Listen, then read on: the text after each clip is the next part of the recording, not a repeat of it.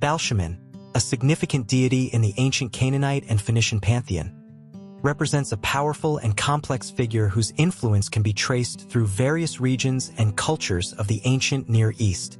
While Baal is often the more famous and well-known figure in Canaanite religion, Baalshamin stands as an important god of the skies, weather, and storms, revered for his control over the forces of nature. His name itself can be interpreted as Lord of the Heavens, derived from the Semitic words Baal meaning Lord and Shamin meaning heavens or sky. This title reflects Baalshamin's connection to the celestial realm and his role in regulating the forces that govern the earth, particularly weather patterns and agricultural fertility. As a god of storms and weather, Baalshamin was vital to the agricultural communities that worshipped him.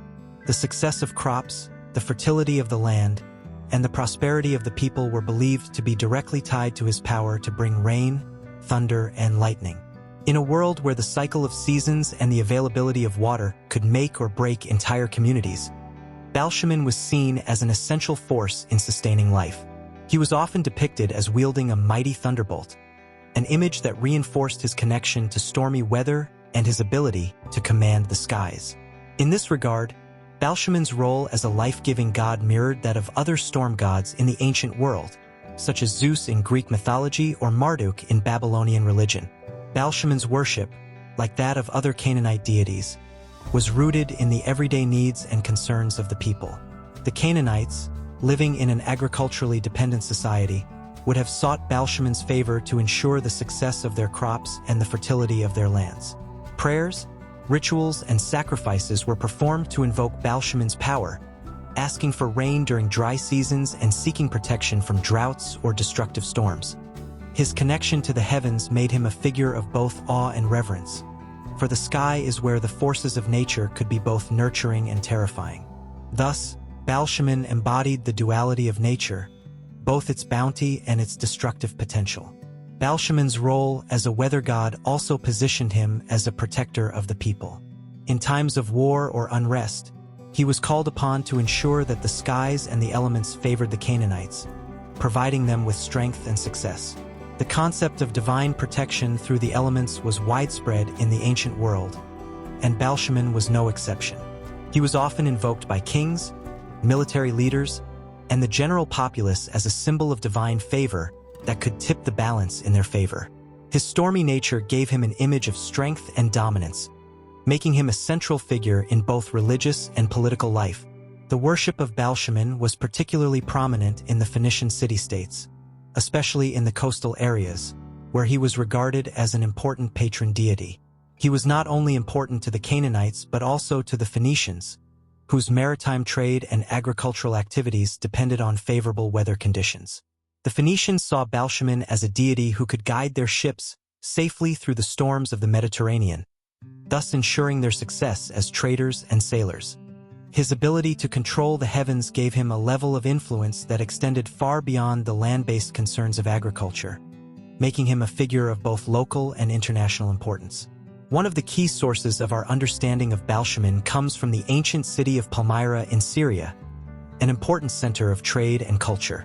In Palmyra, Baalshamin was revered alongside other gods of the region, such as Baal and Aglabal.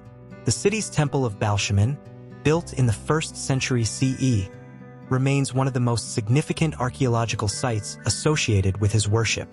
This temple was dedicated to the god's power over the sky and weather, and it served as a focal point for his worship across the ancient world. Baalshamin's influence can be seen not only in the local religious practices, but also in the way his worship spread through trade routes, linking various cultures and regions. Baalshamin's role as a storm god can also be seen as part of a broader religious tradition that emphasizes the interconnectedness of the natural world and the divine. Like other ancient weather gods, Baalshamin was a reflection of humanity's dependence on the cycles of nature. He was not just a figure of power, but also a representation of the deep relationship between people and their environment. In this sense, Baalshamin served as a reminder of the ever-present forces that shape life on Earth, forces that can be both benevolent and destructive, depending on how humans interact with them. Despite his prominence in ancient Canaanite and Phoenician religion, Baalshamin's worship began to decline with the rise of Christianity and the fall of the classical world. As new religious systems took hold in the region, the old gods, including Baalshamin, faded into obscurity. However, his legacy endures in the archaeological sites dedicated to him and in the myths and stories that continue to be passed down through generations. Baalshamin's story is a testament to the deep human connection with the natural world and the ways in which ancient peoples sought to understand and influence the forces that shaped their lives. As a god of the heavens, storms, and agriculture, he embodied the sacred relationship between humanity and nature, providing both sustenance and protection to those who revered him. Even though his worship may have diminished over time, the role of Baalshamin in ancient Canaanite and Phoenician religion remains a powerful reminder of how the divine was understood to interact with the world in both tangible and mysterious ways.